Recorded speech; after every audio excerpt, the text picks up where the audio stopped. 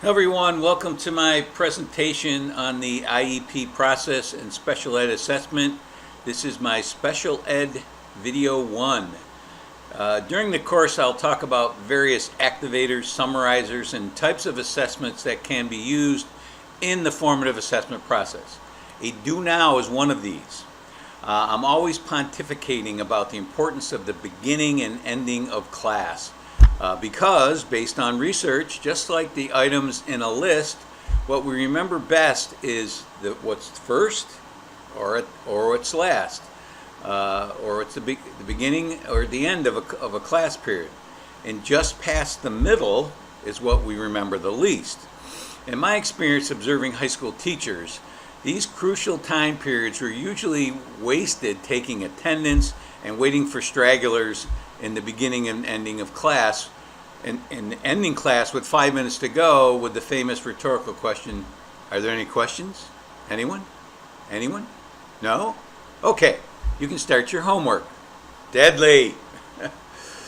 I give a sample do now question based on what we did during the last module, because this is an online course. I won't be able to do this, but wanted to model it for your benefit. So, enjoy. In the section, I've also shared a teaching channel video, and I will show you where that is, entitled Think, Pair, Share. There is a section at the end of many of my modules called Bonus Material to Improve Your Teaching. And you can see that I have Start with a Do Now here. If you click on it, it will take you to a page with, again, there it is, teaching channel video. So we'll go back and I've also have one that's a Think, Pair, Share,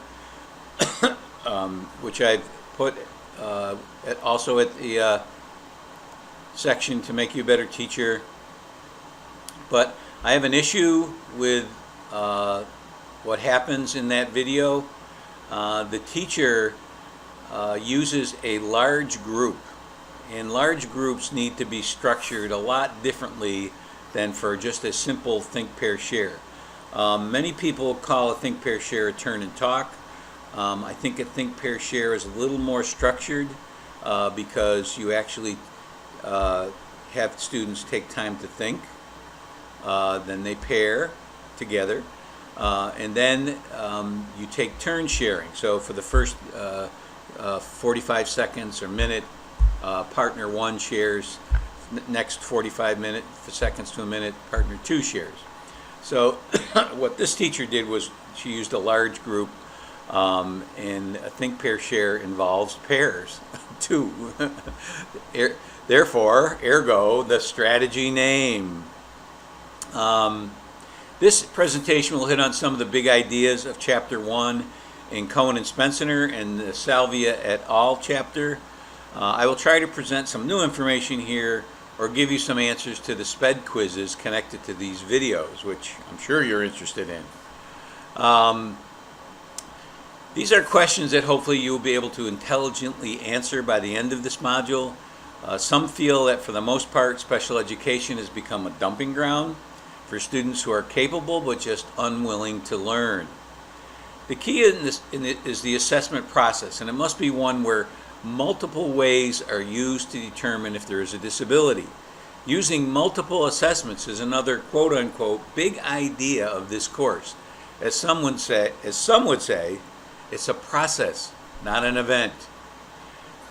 As a high school principal and also as the head teacher of an alternative school, I often sat in and chaired IEP meetings for students who were not learning, but for whom no interventions in the regular classroom were tried. In other words, as you'll see in the next module, Tier 1 interventions, the regular classroom. The common theme was that if he or she can't learn the way I am teaching, then they need to go somewhere else. Typically, that somewhere else was the special education resource room, where they received homework help, rather than interventions that would help them succeed in the regular classroom, or interventions that would help them catch up to their classmates. So the question remains, how do we appropriately assess students to ensure they are classified or not classified appropriately? I think you'll find this part of the course informative, if not just a tad bit interesting. The Individuals with Disability Act, IDEA, came into existence in 1975 as the Educating All Handicapped Act, EHA. It's no longer called this, though, and was considered a landmark law addressing the needs of handicapped children. Interestingly, I began my career as a special educator in Massachusetts, which at that time had a new law entitled Chapter 766, which required meeting and creating an IEP for any school-age child with a disability. This law was used to shape the 1975 version of IDEA. The law specifies special ed services for children aged 3 to 21 and from birth to age 2 in one of 10 categories. This list used to be 13. Those categories can be found in Cohen and Spencer, 2015, Chapter 1. I've even made some annotations on those pages, so make sure you check that out. What this law does is guarantee that every child have a free and appropriate education, or what is commonly known as FAPE, F-A-P-E. There are many requirements of the law, such as once a referral is made, the district has 60 days from when the parent consents to conduct an evaluation. Students' IEPs must be reviewed annually, and a full reevaluation, that means including all the same assessments and all the same people or people that have that same job title, must be there who conducted the initial evaluation. And this has to be done every 3 years. So for students who need services after leaving school, transition planning must start at age 16 or earlier if all parties agree. The requirements for an IEP can be found in Chapter 1 in Cohen and Spencer, as well as the assessment requirements. In the Salvia chapter, the authors list the purposes of assessment that you will typically encounter in the special education process. For the first 5, which are also mentioned in the Waterman article found in ancillary materials, we will delve deeper into, as they are all part of the response to intervention process. Accountability, which Waterman doesn't mention, has become a dirty word to many educators, especially after 15 years of No Child Left Behind, NCLB. Of course, that no longer exists. And we seldom hear about using assessment data to allocate resources, although it is part of the funding process for districts and schools who are deemed in need of improvement. In my years as special educator and then as administrator, I saw a lot of effort go into the first 3 reasons, but not so much into the last 2. Typically, once a student is classified, little attention is paid to evaluating the program to see if it's meeting the student's needs. Too often, regardless of progress or lack of it, a student is placed in special education for the duration of his or her academic career, what I consider a life sentence. Too often our egos come into play. Quote, if a child is not progressing in my resource room, people might think it's my fault, and I know it isn't.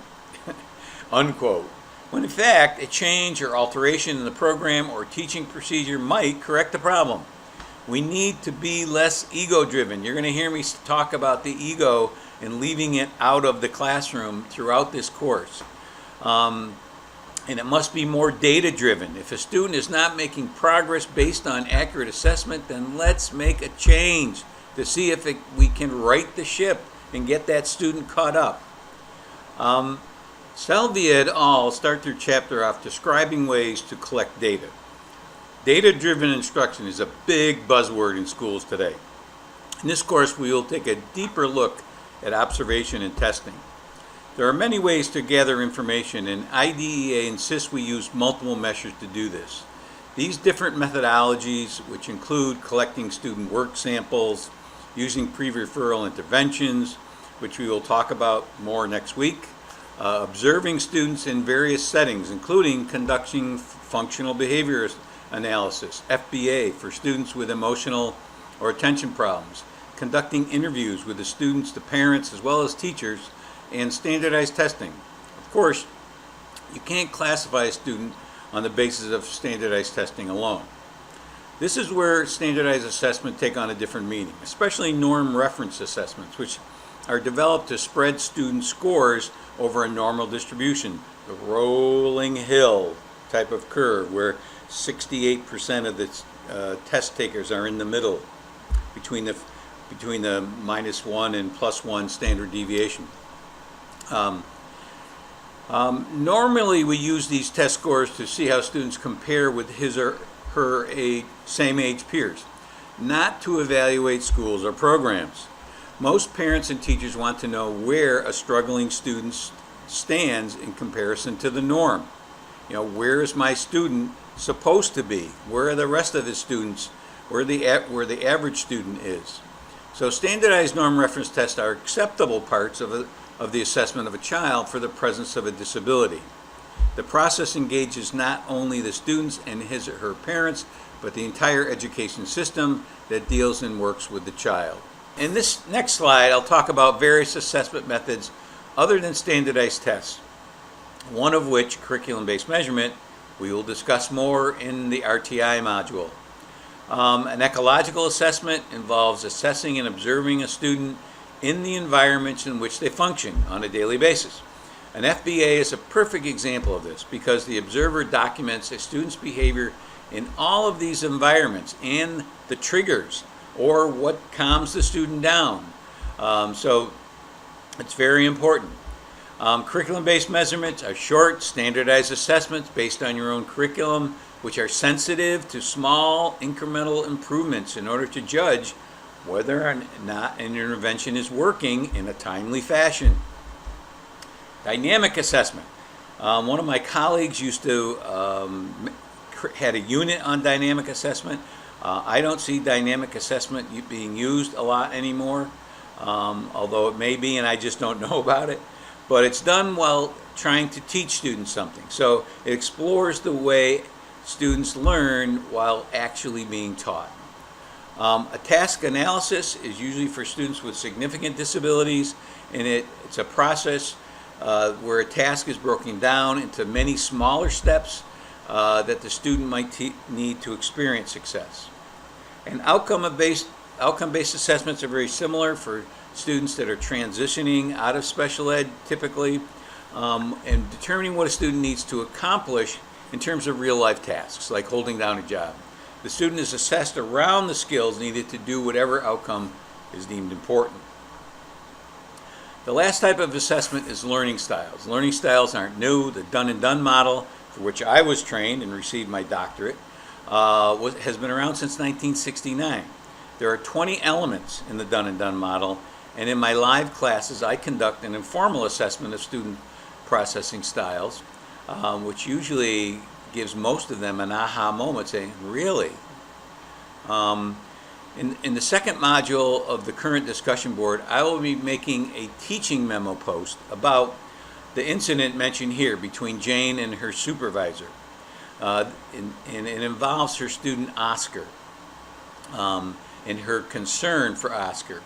This is the kind of teaching behavior that I've witnessed in schools when a resource room student is mainstreamed back into the regular ed classroom. Again, the ego becomes involved.